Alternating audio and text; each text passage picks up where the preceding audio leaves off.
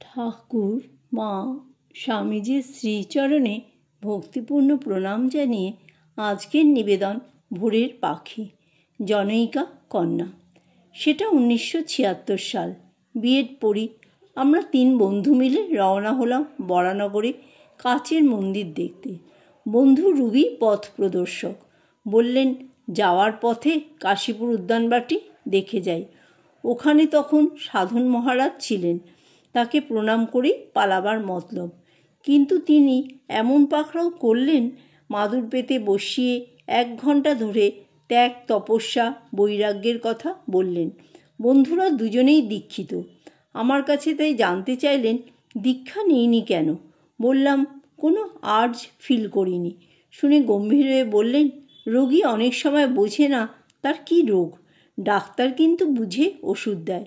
শিগগির দীক্ষা নিয়ে নাও। কোথায় দীক্ষা নেব? বন্ধুটি কদিন পরে নিয়ে চলল যোগোদ্যানে। ওখানে নাকি দীক্ষা হয়। পথেই ওকে সাবধান করলাম, আগেই বলবে না, কিন্তু দীক্ষা নেব। ওনাকে আগে দেখি আমার পছন্দ হয় কি না।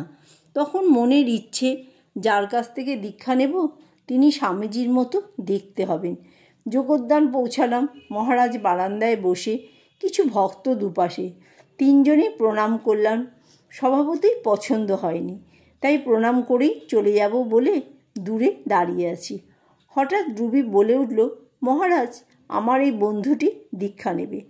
মহারাজ স্নিগ্ধ হেসে হাত নেড়ে কাছে ডাকলেন। মনে মনে রুবির উপর খুব চটে গিয়ে বেজার মুখে কাছে গিয়ে বসলাম। মহারাজ বই পড়া নিয়ে কিছু প্রশ্ন করলেন।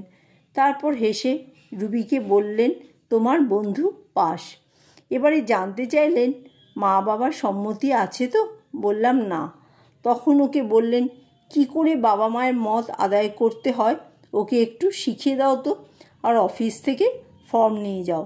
ইতিমধ্যে অজান্তে মহারাজ যে কখন আমার কাছে পাশ হয়ে গেছেন বুঝিনি, তাই সানন্দেই ফর্ম নিলাম।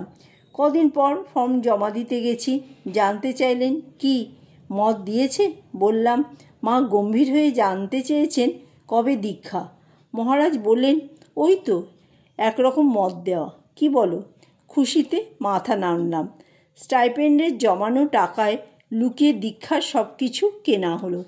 তারপর দীক্ষা হয়ে গেল। এরপর কি এক দুর্নিবার আকর্ষণে বাড়ি থেকে লুকিয়ে মহারাজের কাছে যেতে শুরু করলাম। কখনো সকাল 6টায়, বাবা ঘুম থেকে উঠবার আগেই, আবার কখনো বা বাবা উঠে কাগজ পড়ছেন, সেই পাখে হাতে চটি নিয়ে পা টিপে টিপে বাড়ির বাইরে এসেই ছুট। মহারাজও খুব খুশি। মাথায় চাপড় মারতে মারতে উৎসাহ দেন, হ্যাঁ, এমনি করে মাঝে মাঝেই পালিয়ে চলে আসবে, বুঝেছ? বাড়িতে বকুক গে। আর বাবা মায়ের বকুনি তো ভালো। কখনো কখনো দুঃখ করে বলতেন, ইস, তুমি যদি ছেলে হতে তোমাকে ঠিক আমার কাছে রেখে দিতাম। শুনেই তো আমার মন খারাপ। তখন তাড়াতাড়ি সান্ত্বনা দিতেন, মেয়ে বলেই তো এত ভালোবাসো, কি বলো? ছেলে হলে কি এমন ভালোবাসতে পারতে? কিন্তু আবার একদিন যখন গিয়ে মজা করে বলেছি, আজ বাড়িতে অন্য কাজের কথা বলে বেরিয়ে এসেছি, কি গম্ভীর হয়ে গেলেন। কেন, সত্যি বলনি? বললাম, মিথ্যে তো বলিনি। এখান থেকে সেই কাজ করতে সোজা যাব। সঙ্গে সঙ্গে বললেন, না, তাও বাড়ি গিয়ে মাকে জানাবে এখানে এসেছিলে, বুঝেছ? বলবে তো বাড়ি গিয়ে? মাথা নিচু করে বললাম, আচ্ছা মহারাজ।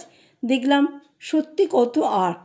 তখন যোগোদ্যান খুব ফাঁকা থাকতো, তাই মহারাজকে খুব কাছে পেতাম। কতদিনের কথা যে মনে ভিড় করে আসছে, তার কয়েকটি এবার বলি। শীতের এক সকালে গেছি, একা পাশে বসে বকবক করে চলেছি। হঠাৎ বললেন, একটু পায়ে হাত বুলিয়ে দাও না। না মহারাজ, হাত ঠান্ডা। আমার আপত্তি, কিছু হবে না, দাও। না মহারাজ, ঠান্ডা লাগবে। দিলামই না। মাথায় এইটুকু বুদ্ধি এলো না যে 2 হাত ঘষে নিলেই তো হাত গরম হতো। কিন্তু মহারাজ তো উত্তম গুরু, তাই এত সহজে ছাড়লেন না। আবার একদিন পায়ে হাত বুলিয়ে দিতে বললেন। বললাম, হাত ঠান্ডা যে মহারাজ। হোক, তাও দাও তো, মহারাজ বললেন। সেদিন অত ঠান্ডা ছিল না, তাই দিলাম। উৎসাহ দিতে বললেন, বাহ, বেশ ভালো লাগছে। আমিও এইভাবে একটু সেবা করতে শিখে গেলাম। একদিন বন্ধুদের সঙ্গে শ্মশানে গিয়ে খুব ভয় পেয়েছিলাম। এসে মহারাজকে বলেছি। মহারাজ বলে উঠলেন, কি বোকা মেয়ে, ওখানে মা থাকেন জানো না?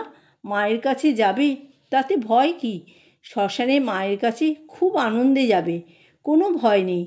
এমনি করে অজান্তে একটু একটু করে গড়ে তুলছেন বুঝিনি। একদিন এক ভক্ত দিদি বলছেন, মহারাজ ও আজ ওদের বাড়ি নেমন্তন্ন করেছে, তাই যাব।